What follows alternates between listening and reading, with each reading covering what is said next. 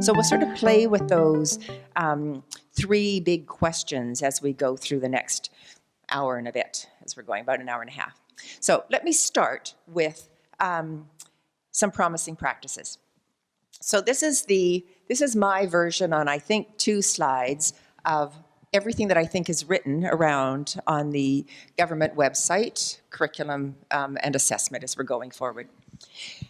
So when I'm thinking about this, one of the things that I think is important is that just as we're looking for access points for kids, we need to look for access points for us as teachers and administrators and staff in school. How do we take all the stuff that's written out there and find a way in to find something that's workable and usable so that we can put it into place?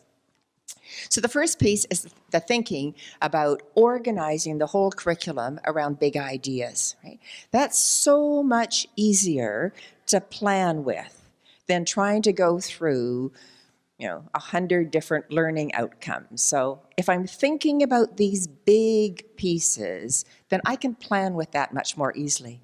That also helps me get rid of stuff.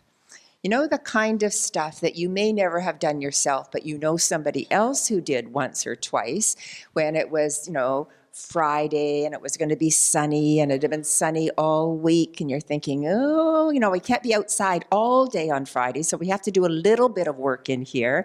And you go online, which is so handy, and there's Pinterest and there's so much stuff on that you can do without a shred of work. You think, ooh, which one of these will do? I think I'll do one of those, and I might do one of these, and I might do one of these. And they have absolutely nothing to do with big ideas, but they are going to keep the kids busy, right? Well, we can't do that quite as much as we did before. Not that you ever did, but you might have known somebody who did. Because now we're trying to make sure that what we choose very carefully in terms of our activities and the work that we're having the students do requires some cognitive work on their behalf and is connected to big ideas. So it's not about just getting stuff done, it's how does it connect in. The curricular competencies are chosen because it's about doing. So kids need to be much more involved in the doing of curriculum rather than the telling about what they know about curriculum. And as teachers, this is one of our choice parts. We get to choose which curricular competencies we're going to focus on because we don't focus on the ones that the kids are already great at. Okay? We use those as springboards to take them into their stretches. So for example, in curricular competencies, one of the competencies has to do with making connections and using your background knowledge and putting yourself into scenarios. And that pretty much follows through as we go through most of the grades. Well, we don't look at our class and think, oh, it's September, whether you're in kindergarten or grade 4 or grade 7, because it's September, we're doing connections, because your kids may not need them. Okay? But you're checking that out because it's a competency. You're seeing how the kids are doing. And then you're saying, gosh, if they're doing really well on that, I wonder if maybe, based on what I'm seeing them do when I'm giving them some work, they need to do some work around making inferences or moving beyond the, oh, this reminds me of my dog. Okay? Because that's that responsiveness piece, checking to see what are they good at and then teaching to strengthen the areas that they aren't. Core competencies, remember when we were first introduced to these, I'm thinking 2 years ago, or was it 3 years ago? And I can remember when I first looked at them, and I was doing a series like this in Langley, and I remember saying, because Suzanne was there in senior staff at that time too, and I remember saying to everybody, and it was a primary audience was there, and I said, well, they've got all these competencies and kids are supposed to report on them all in June, and I'm just saying, for the first time round, nobody who's ever actually written a report card made that up. Probably just write on 2, because if you did 2 and the kids could actually give themselves some, self-assess, because it's to be self-assessed on 2 of the competencies, that'd be a ton, because to suddenly decide that kids are going to self-assess on a barrage of competencies, having had no conversation or teaching about this before, is ludicrous. So better, and there's not going to be competency police, so better to make a couple of decisions about things that you could start with, And then, in another year, because we're all doing this, we'll be able to move to being able to do self-assessment and all the competencies. And I can remember sort of looking over into the side and seeing Suzanne's face and her thinking, oh, I don't know that we wanted 200 people in the room to hear this message, because that's not actually what we're supposed to be doing. But being very supportive. She had a little chat with me afterwards and said maybe we could talk about doing maybe a few more than 2. I said, yeah, I don't think so. Because actually, I don't have to come back, but I don't think we should do more than 2 the first year. And then that sort of spread around. Other people were saying the same thing. And some people reported on more, had their kids report on more, and some didn't. And now we don't think anything of it, because that's part of that continuous circle, right? We're involving kids in the conversation about critical thinking and what are they doing. We're involving kids in the conversation about creative thinking. We're involving kids in the conversation about social responsibility and personal awareness. And it's all about communication. And it's just become part of what we do, because how could we teach without those competencies there? Okay? But that shift to student voice, okay? Not us deciding, them deciding. The other piece that we think about in here is the inclusion of everybody. Okay? Now, for some of us, depending on when we've started, this is our teaching career. That's the way teaching has been organized.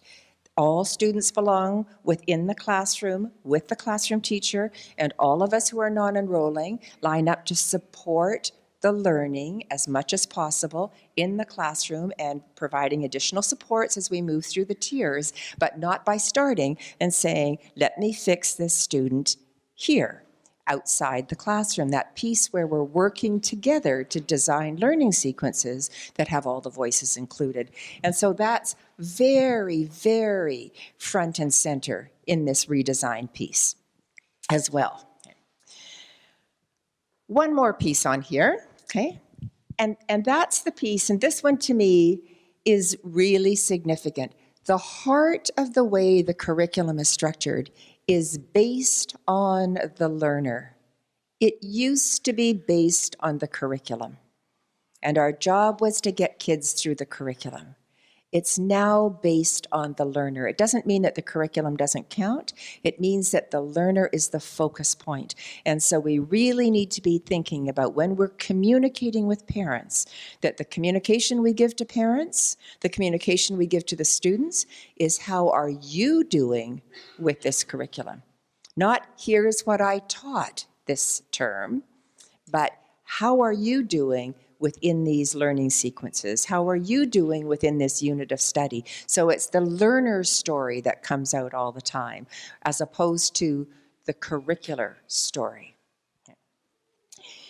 The other piece that I think about in terms of communicating student learning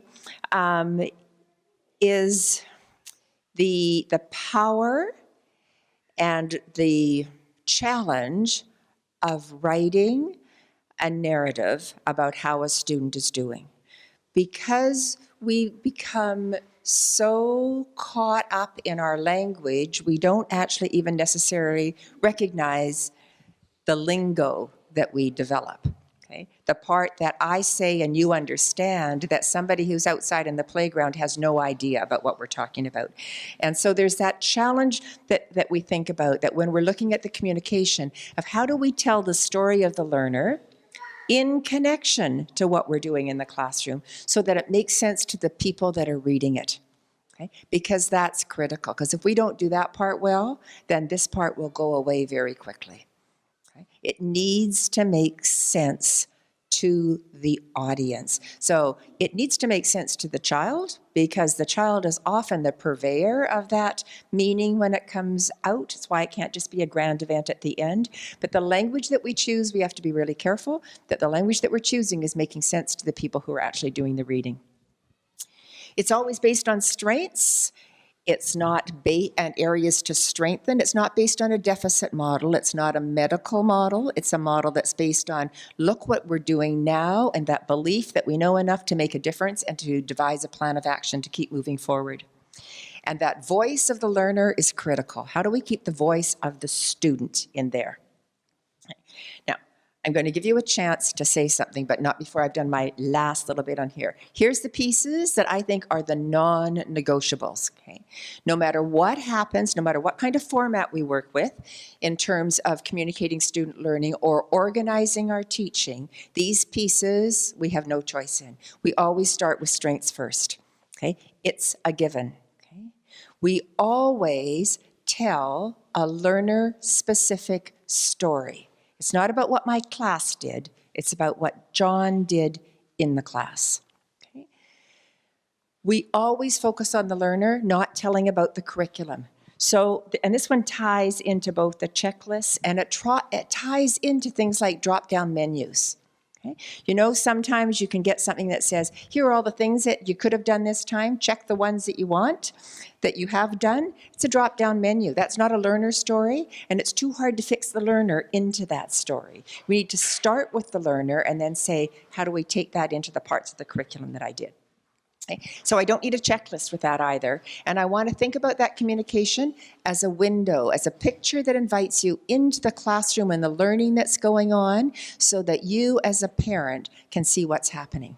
Because the learning that's going on in our classrooms today is very different than the learning that went on in the classrooms for many, many, many of our parents. Okay. And it's very different than a report card. Okay, the report card is much more around the, let me give you some sorting mechanisms, let me give you some specific outcomes, let me give you some content pieces. This is much more around, let's talk about the curricular ties that go through in terms of the processes and the doing, and the content is used to work with those curricular processes as they go through. Okay. Now, that's a relatively long thrown speech. I promise to be less mouthy about all of that, but that's sort of the beginning pieces to get you started. Here's your job. You have about a minute and a half. Turn to somebody around your table and tell them something that struck you and something that you're wondering about. Okay, but you'll have to talk fast because you don't have a really long time and you want to hear them too. Something that struck you, something that you're wondering about.